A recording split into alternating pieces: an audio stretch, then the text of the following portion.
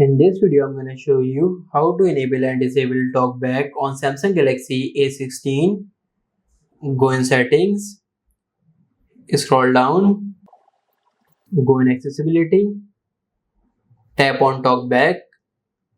Now, if you want to enable the talkback, then simply tap on this toggle, tap on allow, tap on turn off. As you can see, my talkback is enabled. Now let's check it out. Talkback shortcut to Talkback. About Talkback. How to use Talkback. Swipe right or left to move between items. Double tap to activate an item. Drag two fingers to scroll. On Talkback. Switch out of list. Now, if you want to disable the talkback, then double tap on this toggle. On Talkback. Off. Again, double tap on turn off.